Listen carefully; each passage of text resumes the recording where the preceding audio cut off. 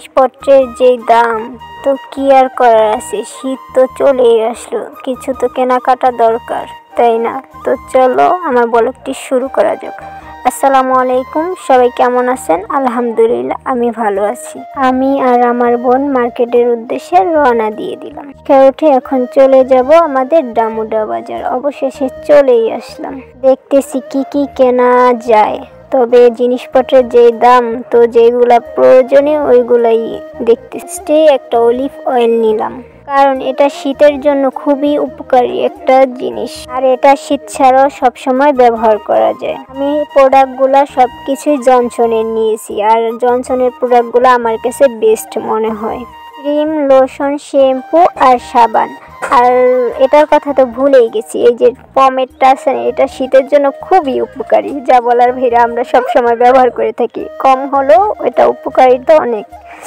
আর একটা Vaseline lotion নিয়েছি। আজ আর আমি কোনো কিছুই করিনি, আপু সবটা দেখে দেখে কেনাকাটা করতেছে, আর আমি দাঁড়িয়ে থেকে থেকে ওকে একটু শুট করতেছি। আপু প্রাইসগুলা দেখতেছে আর ডেটটা দেখতেছে ঠিক আছে নাকি, এগুলা দেখতেছেন। এগুলা কিন্তু এক সময় খুবই চলছে।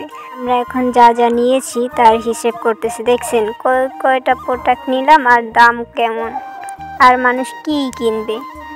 আর দেখেন শীতের মধ্যে এই র্যাকেট তো মাস্ট বি থাকবেই সবার ঘরে ঘরে।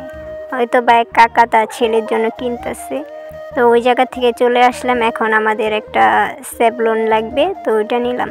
আর একটা ব্রাশ সিলিকনের। আমার কাছে এই দোকানটা খুবই ভালো লাগলো। এই জায়গায় কেকের যাবতীয় প্রোডাক্টগুলো পাওয়া যায়। জায়গা থেকে প্রয়োজনীয় কিছু কেনাকাটা করে নিলাম। তবে আমার কাছে দোকানটা অনেক বেস্ট লেগেছে, সব ধরনের জিনিস পাওয়া যায়। আমার ব্লগটি এখানেই শেষ করলাম। সবাই ভালো থাকবেন, আল্লাহ হাফেজ।